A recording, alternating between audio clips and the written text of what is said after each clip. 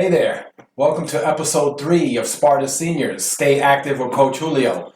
But before we go any further, please watch this.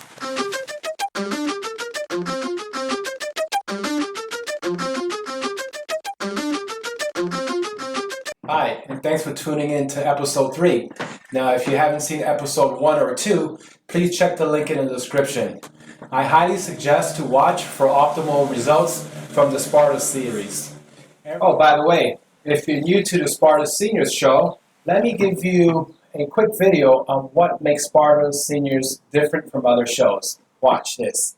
So, what makes this program different than other programs?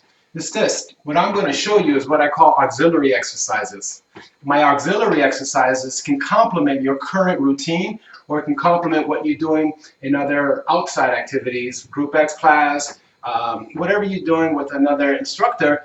These can complement what you're doing, or you can use these for your own physical regimen. Okay, SPARTA Seniors, in today's episode, we will be doing some hip hinges variations, a farmer's walk variation, a little bit different than what we did in episode 2. And last but not least, we will also learn some fun facts about the human body and another special cameo. All right, SPARTA Seniors, I'm very excited today to be showing you a couple of hip hinge variations. So as you saw in the earlier clips, there are seven fundamental movements. So there's push, pull, hip hinge, squat, lunges, basically single leg stuff, gait as I said, and rotation movements. And the hip hinge is one of them. The hip hinge is also going to counter or balance out, is a better word, what most of us do, which are squats. That's one of the most common exercises we do, and we actually do that without even thinking when we're sitting, watching TV, etc. So we need to do another movement that balances that out, and that's when the hip hinge comes into play. Just again, I'm going to keep it simple. A squat is what we call a knee-dominant exercise. When we do a hip hinge, it's exactly, I read your mind. It's a hip-dominant exercise. And I'm going to show you some awesome variations that's not only going to recruit your glutes, your hamstrings, which is part of the muscle groups. I'm going to have you do exercise to get your inner thighs. And the awesome part about doing a hip hinge, the way I'm going to show you, it's going to be safe, effective, and challenging. So before we begin variation 1, we first want to make sure that everything is safe. You want to check your sneakers, your foot gear, make sure you don't have anything untied. And there is no items on the floor or anything that we may trip over. And secondly, if you have any doubt with any of these exercises, ask your primary care physician. If you feel any lightheadedness with the hip hinging part, then stop. And the hip hinge exercise that I'm going to show you, we're going to start with is hip width apart. I want your hand positions to be in front of your hips. Now I'm going to show you a side view, and then I'm going to show you other views too. So here's the side view, and I will slow it down. It's literally going to look like this. Let me step a little bit here. I'm going to pull back my shoulder blades without shrugging. My knees are soft. I'm going to drive my hips back, and I want everyone to look at my knee and ask yourself, as I'm doing my hip hinge, are my knees bending? I show you again. I draw in my navel. I am not holding my breath. I smell the roses. I'm going into the hinge. My weight shifting pretty much to my heels, but I'm not lifting my feet. And notice the angle of my knee is not changing. The only thing that is moving is my bum going back or back. So that's, again, as I said earlier, the biggest difference between a squat, which is knee dominant, see the knee bending, and then a hip hinge, which is hip dominant. The angle of my knee does not change.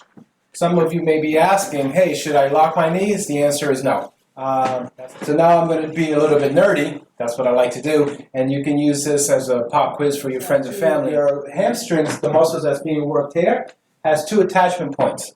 So there is one to the back of the knee, and then there's one to your hips. A lot of you probably when you're in the gym, you may do leg curls. So let me pull this out. So now I'm a little bit on the tangent, but this is all to prove a good point. What's a leg curl?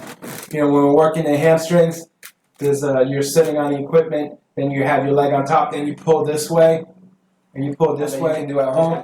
We're going to work both attachments. Yay! Let the balloons go. So I'm going to show you how to work it from the proximal, see, I almost forgot, and then the distal point. Why? Because that's going to make the muscles even healthier, and it's better for our joint health. So let's do this together. I want your palms to face up. You're going to place the palm, the side of your hand, into the crease. So you have these hip pointers, and I want it to go almost like digging into the crease of your hips. That's below your navel, of course. From this position, your feet are going to be hip width apart, or if you feel a little bit comfortable, can go almost shoulder width. But it depends on everyone's structured differently with the hips. You may feel a little bit more confident, a little bit wider. But what I do not want, I don't want your stance to be wider than your shoulders. That's a different exercise. So for our purposes right now, I'm going to say hip width apart. I want your palms to face up, and you're literally making contact with your hips in the crease. That's going to teach us how to pull back our shoulder blades slightly, and I'm going to give you a back view so we can do the exercise. So follow me. Put your hands in front of your hips. Your weight's going to be evenly distributed on your feet. So think of your feet as a tripod. You have your big toe, your little toe, and your heel. Your weight is distributed evenly. I'm going to show you a side view. From this position, I relax my shoulders and I pull them back gently.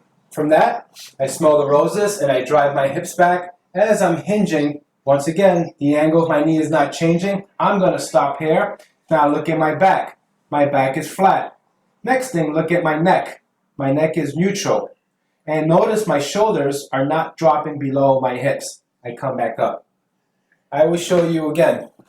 So this is very, very important. This is what I do not want to see as you're doing a hip hinge. I don't want to see this. You probably already know the answer. That's because my knees are bending. So that's not a hip hinge. I don't want to see this. Watch my back. See what I did? I released my upper back. Or relax. And now you already know what's wrong. I'm rounding my back. So you may say, hey Julio, I got the hip hinge. I know where my hands are here. I pull back my shoulder blade slightly, and that makes it more difficult to round my upper back. That's why I'm having you do that. But you may be doing this. Watch this, and this is a no-no. Watch my head. No, do not do that. None of that stuff. No good. Muy malo. So that means we're going to put stress on our C-spine, and I don't want any of that. So throughout my years of training, I've come across many people, and a lot of you are very mobile. What does that mean? Hip mobile. You can literally touch your feet. You can touch your toes, but. So this is important on the range of motion with the hip hinge. And this is going to apply for all the other variation. So again, you may be able to put your hands on the floor. This hinge that I'm showing you, I don't want you to keep hinging. Watch my shoulders, guys. So I'm here, hip width style. I'm hinging, I'm hinging, I'm hinging. I want you to stop to your chest is about parallel to the floor. I don't want your shoulders to go below your hips. So another way to think about it, this is your belly button. Pretend you have a table, the height of your belly button. Just follow me. And then pretend you have some good food on there, right? Snacks. So I have this table that is the height of my navel, my belly button, or maybe a little bit below. I want my chest to touch that table. And then here's another analogy I used to use. I have a friend on the opposite side, and they're pushing the table to my hip. So if that's happening, my hips have to naturally go that way. So watch. So my friend, not a nice friend, they're pushing that table, and then it's still making contact with my hips. Now my chest is touching that table. Now I'm going to push back the table just using my hips. There it is. And then I do it again. I smell the roses. My feet don't come off the floor. My chest touches the table. I push the table back using my hips. And here's another important point. We stop here. I'm nice and upright. I can squeeze my glutes at the end range, and we're not going to hyperextend. None of that. All right, one more time. Here's a coach tip. Just trying to help out. There is a learning curve with this exercise. It looks simple, but it's not easy to do. But I know for a fact that you're going to master it. I need to tell you some red flags of when to stop. When you're doing these exercises, the hip hinge, and you're doing it, if you feel your lower back, stop. That's a red flag.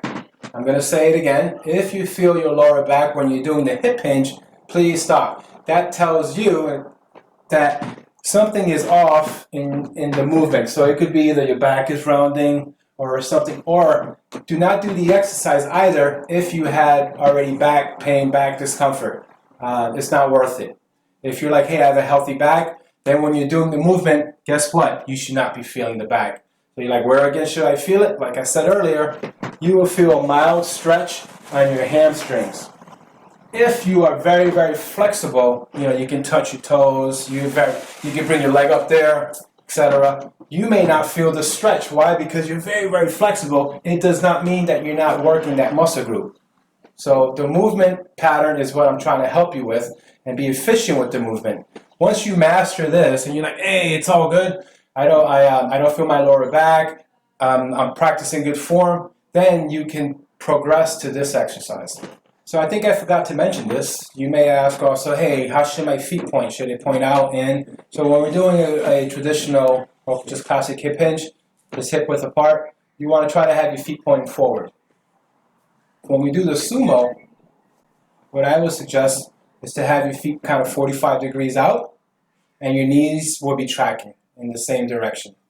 So when we're trying to do a classic, you may have a tendency for one side to turn out slightly, because we all have our preconditions and we're very dominant on one side. What I want you to think about, I'm going to start to the best of my ability with my feet pointing forward.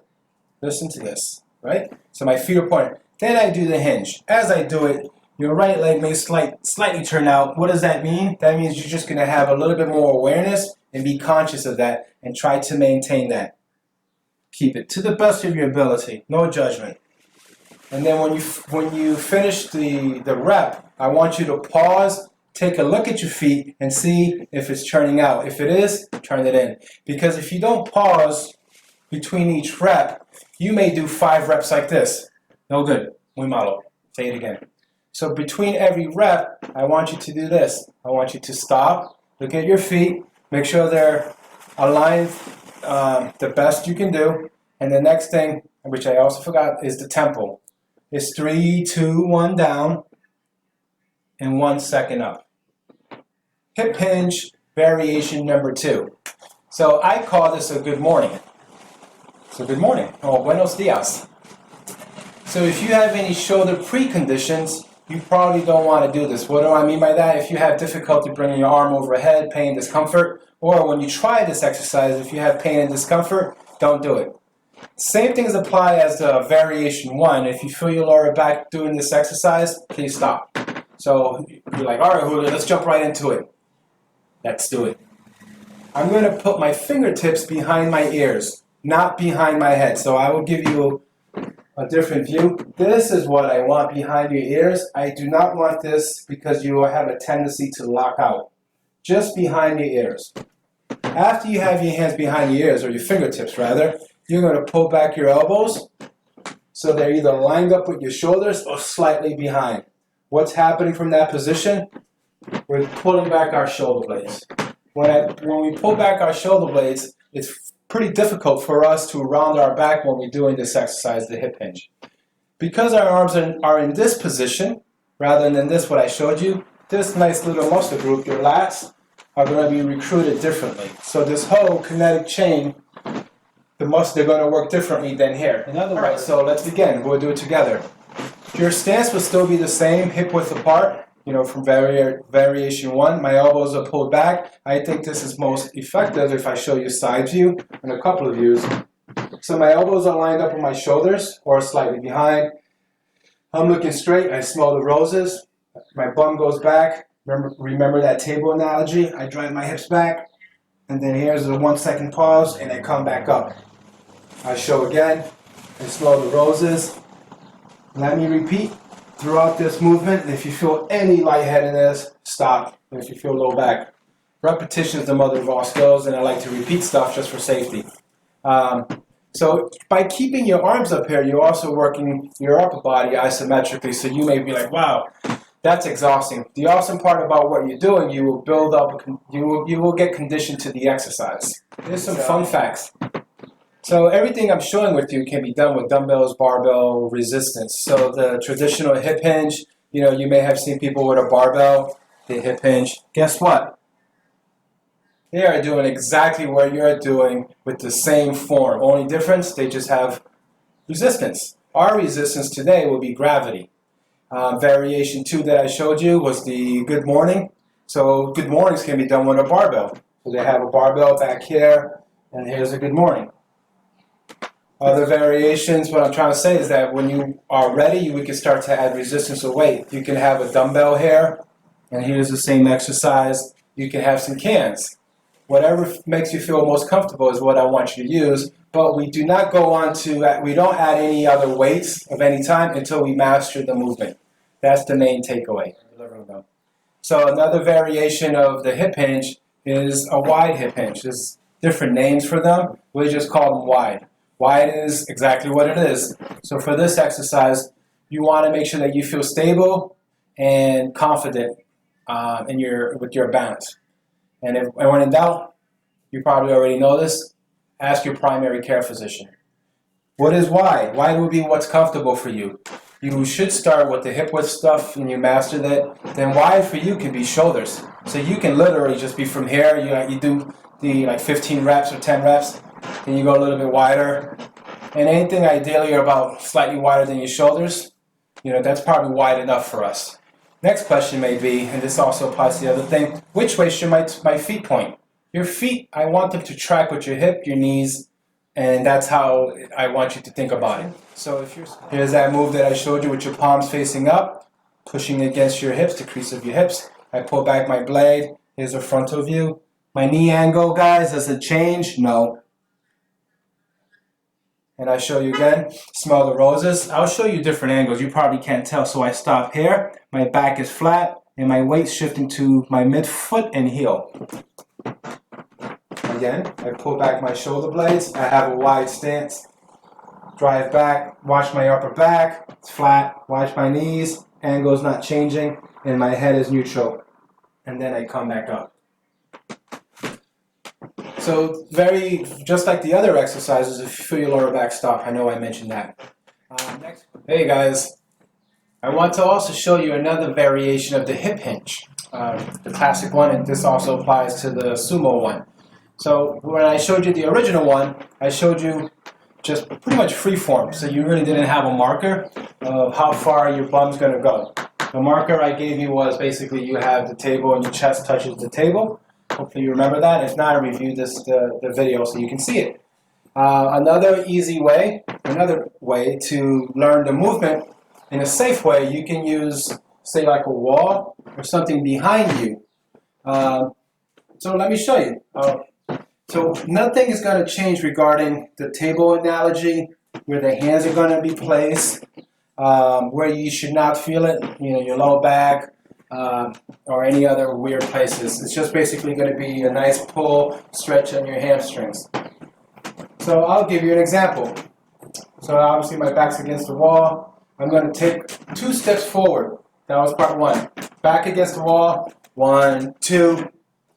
And then from there we can practice. So I pull back my shoulder blades, my feet are pointing forward, smell the roses, I hinge, hinge, hinge, hinge, hinge, hinge, hinge. So right here, without even me touching the wall, because the touching the wall is just bonus, it's not even necessary. Let me take that back. My chest is touching the table. And I come back up. You may feel a little bit more comfortable having the wall or something behind you like so. You will know your range is optimal when it touches that imaginary table. Let me backpedal a little bit. So let's say you're doing a hinge, right? And you stop here and you're like, I feel my hamstrings and I can't go any lower, but I'm not touching that table.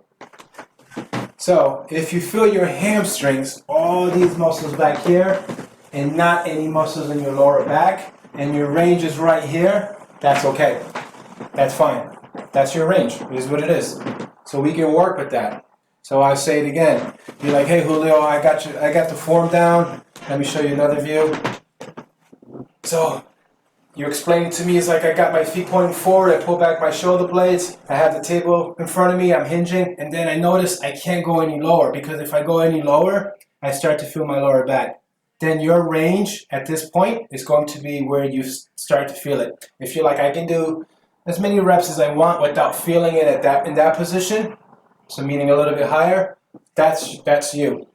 Congratulations. So you are working within how you're structured. We're not going to compete against my range versus her range, none of that. You're going to work within your range of motion, and you should give yourself a pat on the back because you're not feeling your lower back, you're introducing a new exercise, and it's a win-win situation.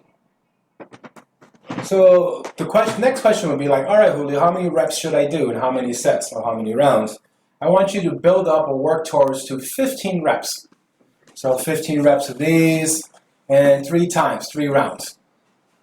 If you may also do this throughout the day. So maybe in the morning, in the afternoon, and in the evening, you know, like 10 reps, 10 reps, 10 reps. And you can start with 5 reps. All I'm asking you is to continue to practice, and it's about frequency. It's not about doing 100 reps in one day. It's literally just doing them frequently throughout the week so your body can relearn that or learn that movement pattern. And you'll get some awesome gains from it too.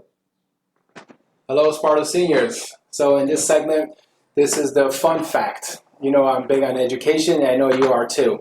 So what I'm going to share with you is, you may have heard of it, and if you haven't, I want you to research and Google it, and even speak to your primary care physician about it, and that is the disease called sarcopenia. Now I'm going to share the definition of sarcopenia from the International Osteoporosis Foundation, and the link is in the description. So what is sarcopenia? Sarcopenia is a disease associated with the aging process. Loss of muscle mass and strength, which in turn affects balance, gait, and overall ability to perform tasks of daily living, are hallmark signs of the disease. So I'm just reading part of this. The awesome part about what you're doing with your physical activity and the auxiliary exercises that I've been showing you is that you are working, that is part of the treatment and prevention of sarcopenia. There are other things you can do, partly is nutrition, consistency with your activities, and if you have any specific questions on what more you can do, I would say talk with your primary care physician. Okay, so earlier we did the hip hinges, and I mentioned that the hip hinge, we're working the hamstring from the proximal attachment. So now we're going to work the hamstring from the distal attachment. And many of you have probably already done this before. If you went to the gym, they have these machines. They call them leg curls. And what I'm going to show you, and those again, they work the distal attachment. I'm going to show you a leg curl that you can do at home. It may take some creativity to make it work. And this exercise, what you can use is a book. If you have a carpet, something that can slide on it. If you have a hardwood floor, you can use a towel. And that's the best we can do. If you have like a furniture slider, you know, you put it underneath the furniture and you can move it, that will work well either on the carpet or on the hardwood floor. So let me show you. I took my socks off so I can have a better grip. So notice my setup. This may look a little bit familiar. My chest is up. I extend my leg, my toes pointing up, and I pull back. I extend my leg, and then I pull back. What am I working? I'm working my hamstring. From which attachment point? Say it out loud. Distal. Hey. Let the balloons go. So it's 3, 2, 1, and then I pull it all the way so my foot is underneath my knee. I smell the roses, I extend, and then I pull back. I'll give you a different view. Let's see, so we can have an awesome camera angle. That's the best I can do. My chest is up, extend, and I pull. So I'm actually glad I'm showing you from this angle. What you want to focus on also too, watch my leg, it's going to want to drift out to the left. What you want to be very, very mindful that we keep the leg straight. We keep the leg straight, and then I pull it back in. How many reps you should do this? I would say work up towards 15 reps. 3 times a day. You may know my exercise prescription by now. You can do it in the morning, you can do it in the afternoon, and you can do it in the evening. It's all about frequency. If you have any pain or discomfort doing this, then please stop. Other than that, you can get after it. So this is the segment in which I share an uplifting and motivational quote. And I ask you to guess who this is, or who said this, rather. when you change the way you look at things, the things you look at change. That was Wayne W. Dyer. It's a very good quote. It can apply to a lot of aspects of our lives, including health and fitness. So now in this segment, we will be doing a farmer's walk with a waiter press. What does a farmer's walk work? It depends on what you're doing. If you have resistance on one arm and you're walking, you're going to fight that resistance. And if you have resistance overhead, you're fighting that. The whole point of a farmer's walk is to work your posterior chain, your postural muscles. It gets your core, it gets your legs. It's an awesome movement. There's so many variations because you're going to balance the book on your fingertips. So I will show you. Doesn't matter. I have all my fingers in there, as you can see. So once I have it, you're going to carry it like this. So that's the view. If you want to do this or that, so I'm relaxed. Both of my shoulders will be leveled, and I'm going to walk towards the camera. So your first farmer's carry, weight or balance, is with this arm position. I'm walking slow, slow, slow. Then I turn around, and I walk back. So you may think, oh, that doesn't do anything. This is just a stepping stone. So level 2, you bring the arm up. Let's show, shall we? So my elbow is lined up with my shoulder. Let me step over here. My elbow is lined up with the shoulder. So these muscles here, they're going to work isometrically. And then now we do that farmer's walk with a waiter press. It changes everything. So I walk, walk. Don't drop that elbow. Keep it lined up with your shoulder. Don't drop that elbow. Keep it lined up with your shoulder. This is your recording. I'm walking, walking, walking. And it's lined up. It's a little bit below, but just giving you the idea. And then you may say, all right, I'm ready for level 3. Level 3, still holding it in my fingertips. I press overhead. Probably can't see it. And I have this here. And I'm walking with it overhead. Still balancing. Still balancing the book. Then I bring it down. So we just stuck in an overhead exercise, but you did it in stepping stones. So stepping stone number 1, here. Stepping stone number 2. And then the last one for us will be overhead with the arm. Ideally, what I don't want your arm to be is in front of you. So if it's in front of you, you have pain and discomfort, stop. If it's in front of you, and that's the best you can do by bringing it overhead, and you do not have pain and discomfort, and that's the best you can do, then continue. You're building up strength and conditioning. You got to work within your structure. So don't mind my rep. Oh, look who's here. Fu, the fitness feline. She made a little cameo. Maybe you can see her a little bit. So that is your farmer's walk, balancing a book. So you can do a loop around your home, your apartment, wherever you are, to practice. If you're like, all right, so I balance it on my fingertip, what's another level? So this is difficult for me, now I'll bring it up to you. It's balance on the top of my hand. So let's start with level 1, right guys? Level 1. Obviously if it's a dictionary, it would be more challenging. You can try that. This is level 2 and level 3. You're like, Julio, can you do it? I'm not even sure. I got a light book. Now, ask yourself, am I walking slow or am I walking fast? The answer should be I'm walking slow. Because if I'm walking fast, this is farmer's carry. And that's not what we're going to do today. We're going to do farmer's walk, which is a slow pace. So there's your introduction to an overhead exercise, and you have different stepping stones. Hello, SPARTA Seniors. Great job today. So for our next episode, episode 4, I will be doing a couple of exercises, continuing the unilateral theme, along with other variations for the squat, overhead, and some floor exercises. Now don't forget that I want you to post your comments, use me as a resource, send me an email with your questions, and if you have any awesome quotes, please send that along too. So to then, remember that every effort counts.